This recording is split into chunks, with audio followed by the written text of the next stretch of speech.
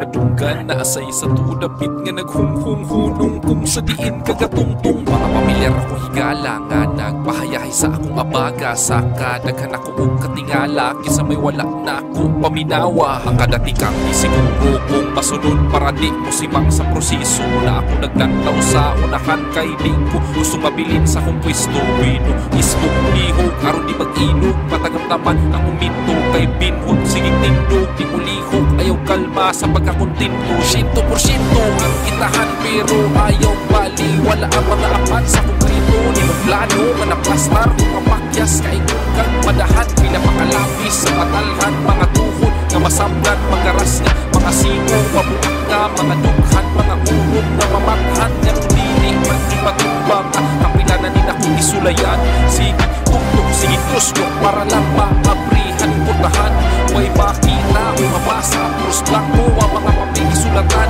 sa kadaghan sa mga lisong ng anong wating labong akong tugaran.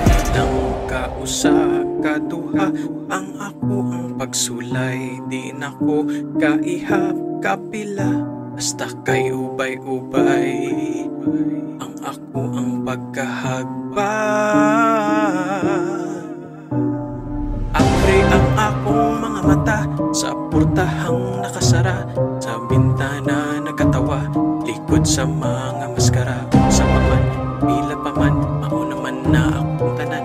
Wala ba ninyo na batyagan? Wala ba ninyo na lantawan?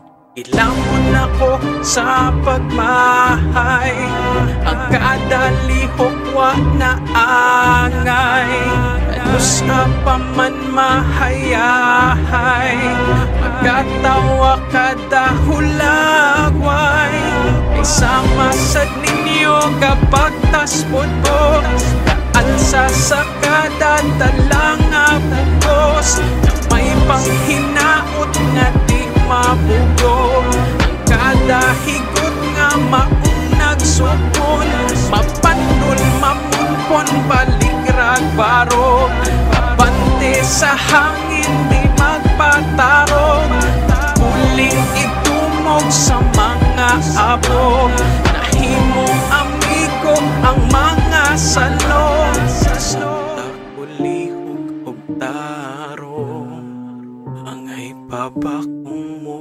padayo.